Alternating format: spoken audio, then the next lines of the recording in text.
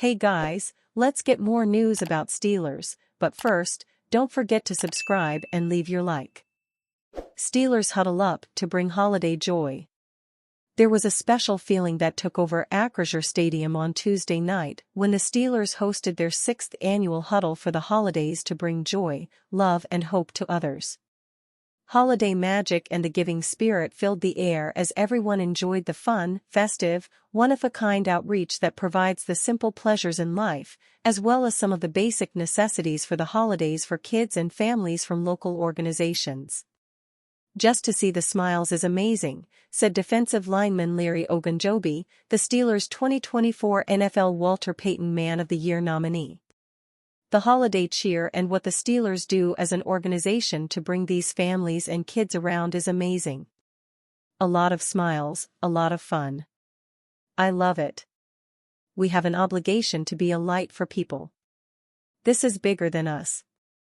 Among the organizations taking part in the event this year were Amachi Pittsburgh, Big Brothers Big Sisters, Center for Life, Clairton Youth Development, Homeless Children's Education Fund, Homewood Children's Village, Hope for Tomorrow Incorporated, La Rosa Youth Club, Latino Community Center, Impact and Robin's Home.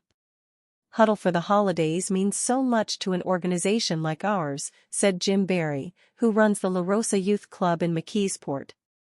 "It allows a first-class experience. It provides opportunities for underserved kids, the youth, to take in the holiday season. This is an event the kids and staff look forward to each year. The youth get to meet a ton of positive role models such as players, coaches, Steelers staff and community volunteers.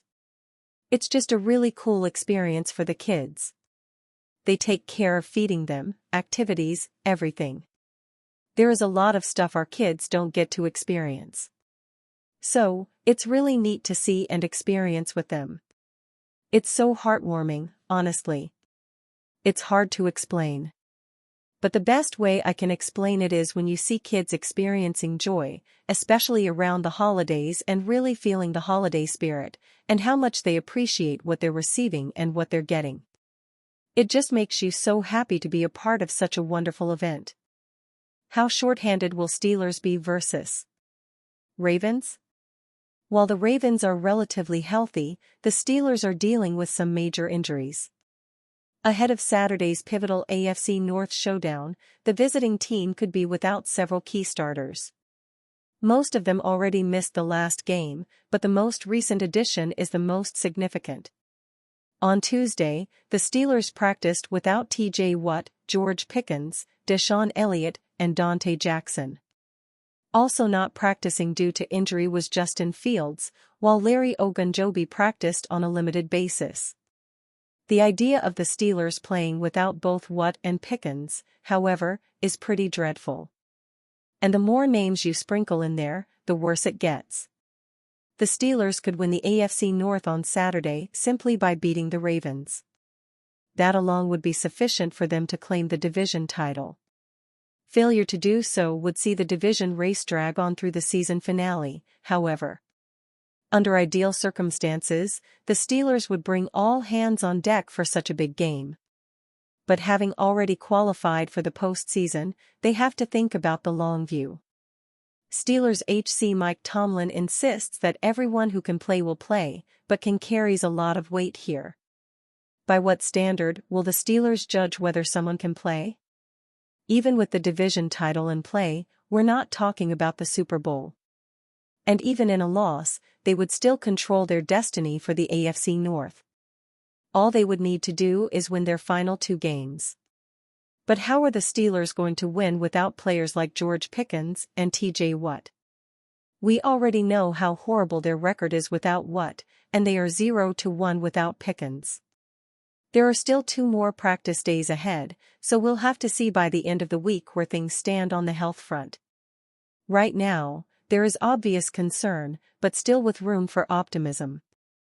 "It bothers me," Ravens Marlon Humphrey tired of losing to Steelers.